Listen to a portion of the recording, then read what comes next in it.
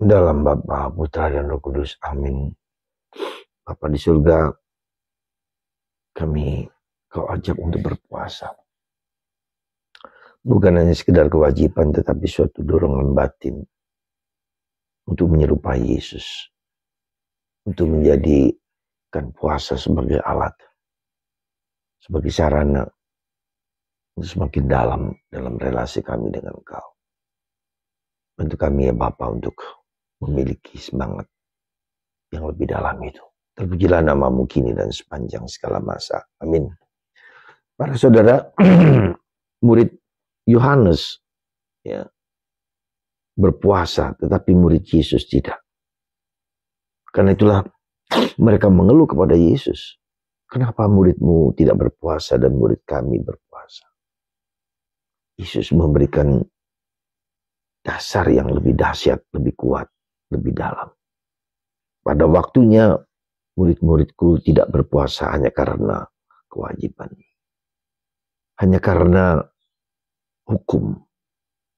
Tetapi karena pengenalan akan Yesus. Tapi karena kita harus mengikuti Yesus. Mengikuti cara hidupnya. Mengikuti nilai-nilainya. Pada waktunya kita harus melepaskan hanya sekedar kehendak. Hanya sekedar nafsu biasa mengalahkan nafsu. Lebih daripada itu. Puasa bagi Yesus adalah kita memiliki kedalaman batin. Puasa menjadi suatu keinginan untuk rindu semakin mengenal Yesus lebih dalam. Bukan hanya melepaskan melawan hawa nafsu, itu benar. Bukan hanya untuk membuat kita dianggap dipuji oleh orang lain, itu benar juga. Mungkin itu yang orang merasa melihat bahwa ketika berpuasa kita dianggap hebat. Betul, mungkin ya.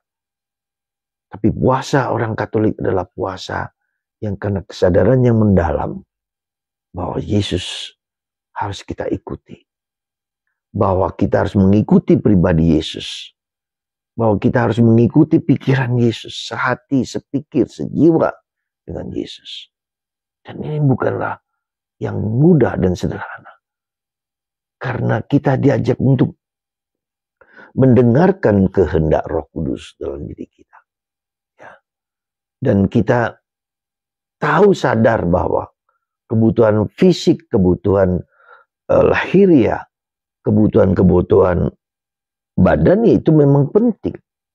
Tapi lebih penting daripada itu, ketika kita berpuasa, kita mendengarkan kehendak Tuhan yang baik.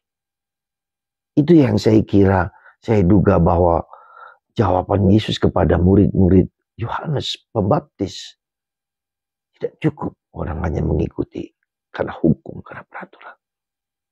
Meskipun itu penting. Tapi ketika kita pada waktunya ada dorongan untuk menyerupai Yesus. Sehati sepikir dengan Yesus. Dan kedua, mendengarkan Roh Kudus. Dengan berpuasa itu, apa yang Tuhan kehendaki bagiku? Aku adalah alat Tuhan. Seandainya dalam puasa itu kita berdoa, Tuhan, jadikanlah aku alat cinta kasih-Mu. Jadikanlah aku alat kasih-Mu. Semoga kita mendengarkan suara Tuhan. Tuhan, jadikan aku alat kasih-Mu. Biarkan aku dapat mencintai-Mu lebih daripada sebelum-belumnya. Semoga Tuhan menguatkan kita untuk menjadi alat cinta kasih Tuhan. Jadikanlah aku alat. Sekecil apapun, menolong orang lain, membantu orang lain. Orang yang miskin, orang yang kecil. Itulah peranan kita yang jauh lebih dalam. Maka dalam kitab Nabi Yesaya hari ini yang kita dengarkan, puasaku bukan hanya sekedar menjalankan, tetapi puasaku adalah puasa yang sungguh-sungguh berasal dari dalam, yang sungguh-sungguh untuk membantu orang lepas dari segala belenggu. Puasaku, puasa Yesus adalah puasa yang berbuat baik, sekecil apapun. menjadikan aku alat cinta kasih Tuhan bagi orang lain. Tuhan memberkati Anda semua.